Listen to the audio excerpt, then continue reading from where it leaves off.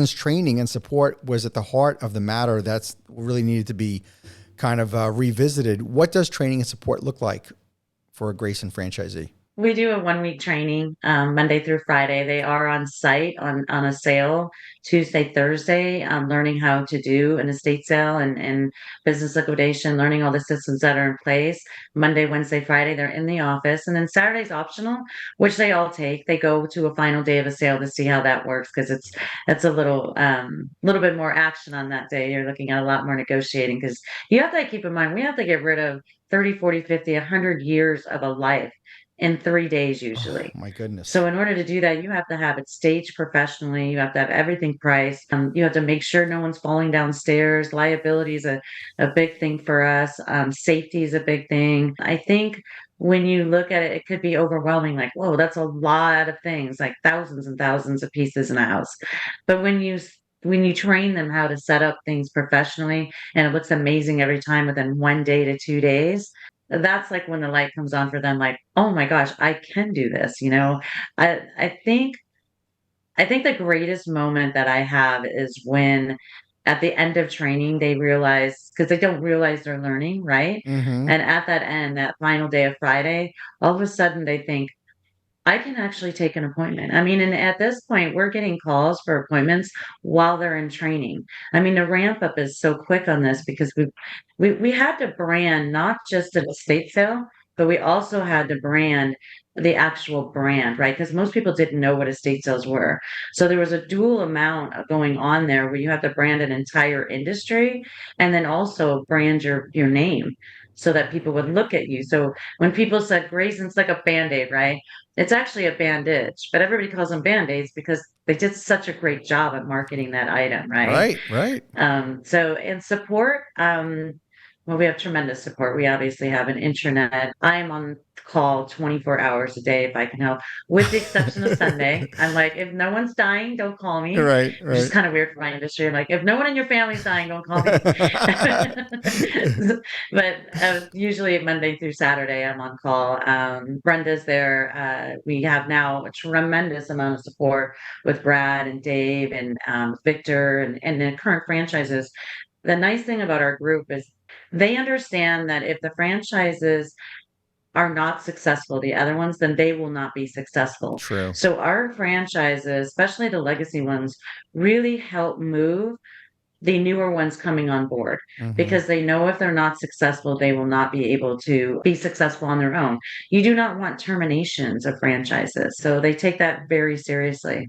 Right. And who is your ideal franchise owner? What are the traits that and they need to be successful? They have to have, well, honesty is obviously the key. They have to have empathy for people's, what they're going through, Mm-hmm. but they also have strength, which means when you go meet with a seller, they're going to tell you some things that, could really, hit you. I mean, there's been times when I've been in appointments where, it just makes me sad to think about what they've gone through over the years, right?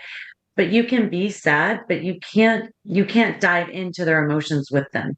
You can say, I understand, we're here to help you. Give those to us, we'll take care of this for you. That strength is needed, and it's what the sellers want. They want somebody that they can just hand over this big house full of items and trust that they can do it and walk away and take a breath. I mean, I can't tell you how many sellers are like after an interview, they'll be, I'm so glad you came because I just didn't know where to start. And I know that you'll take care of this. And that's really what we're looking for is we don't want salesmen per se, as people call salesmen. I Mm-hmm. believe sales is only about honesty and being upfront with people. And if they like what they hear and they know that that's what we'll do and they hire us, then that's what makes it successful. Sure. Simone, it really sounds like you're really in the comfort business. Somewhat, it's uncomfortable, some of the things we find. No, but you providing comfort. Yes, That's really the business that you're in. You we are. provide comfort to Yes. people in the hardest time of their life. Yes, we provide them comfort, but we also give them strength to Mm-hmm. get through it. And by taking that house and all those troubles away from them at that moment, that gives them the strength to keep moving on. Sure. Now let's talk about how huge this industry is and it's about to become. I feel this industry is really at its infancy. Mm-hmm. And it's been around since trading of, I don't know, cavemen with, furs and food, right? But we've taken it out of the rocks and put it, in a more professional atmosphere. And when you do that to an industry that hasn't had that for its whole of conception, then you actually can grow it into something amazing.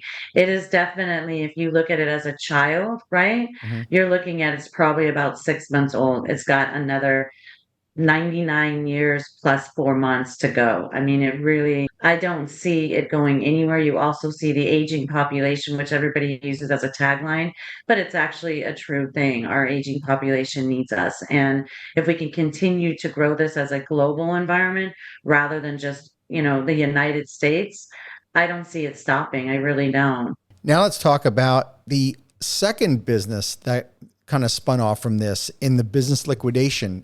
How did you get started with business liquidations? When Amazon came on and eBay and all these different selling shops came on, a lot of these little hobby shops, Pier One Import, just hairstyle shops, things that, were selling product that you could get off of eBay and Amazon for cheaper and it come right to your door. I thought, wow, all these small businesses, they're just walking away from inventory. I had known a few, and I do know a few commercial realtors, of course, right? So they were talking about how difficult it was to get these small businesses out of the commercial strip malls because they had nowhere to put their inventory. And they were having to walk away from hundreds of thousands of inventory dollars because they didn't know where to put it. And so I thought, well, I started looking at statistics of small businesses going out of business from the large Walmarts and the big brand, Costco's, and then also your online presence and thought, oh my gosh, there's a whole nother group out there that we've left out.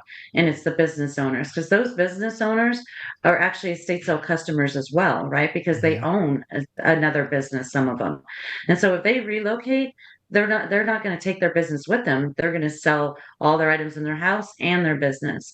So we could help the commercial real estate industry removing and selling all the items within the business, just like we do in estate sale. There's different marketing, obviously, that goes involved with business liquidation, but we were able to do that and help businesses do that. Now, COVID happened, and that put a stop to the growth of business liquidations because the government was giving out free money to every small business, right? They're Hmm. like, yeah, I'll go buy cars. I mean, no one really put that into their small business, right?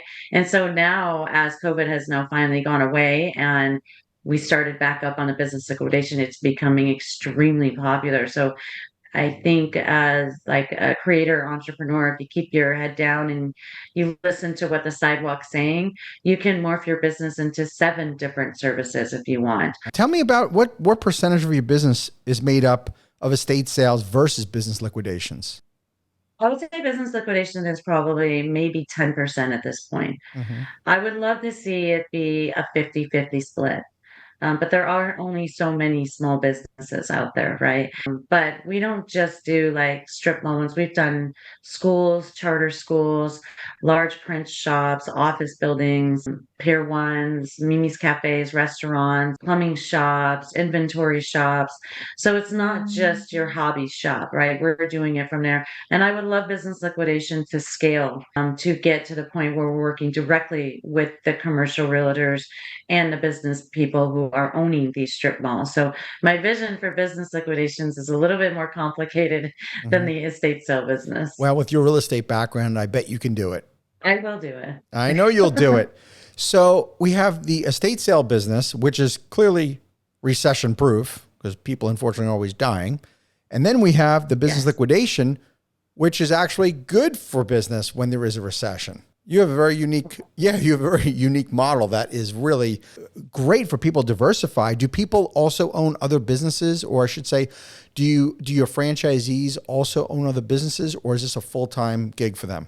In the beginning, usually it's a husband, wife, or a couple, right? That um, one of them will work a full-time job, and one of them will start this business, and then the one that works a full-time job will come in and help after their full-time job, right?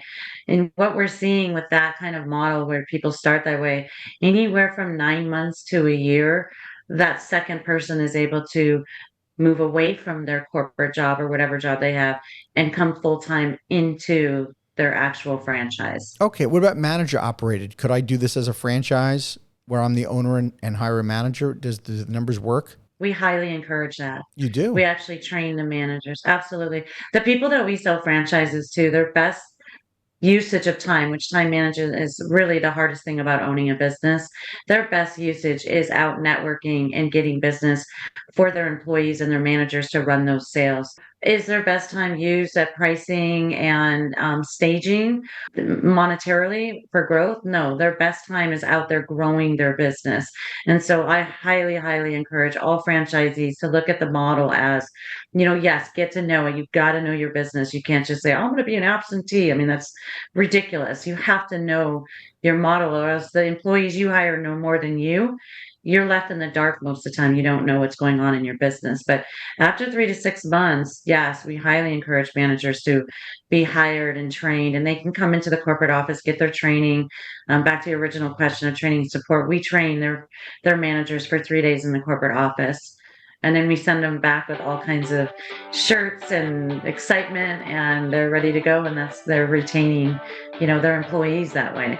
Thank you for tuning into the Emerging Franchise Brands podcast. For additional insights, guest applications, and to stay connected, visit us at efbpodcast.com. The Emerging Franchise Brands podcast is for entertainment purposes only, and the views expressed do not necessarily represent those of Emerging Franchise Brands, its host Frank Fiume, or Emerging Franchise Group, LLC. Any discussed franchise or investment opportunity requires thorough investigation, obtaining proper disclosure documents, and expert consultation before making any investment decisions. The podcast and its host do not offer professional advice or endorsements, and they hold no responsibility for actions, representations, accuracy, or consequential damages related to the podcast content.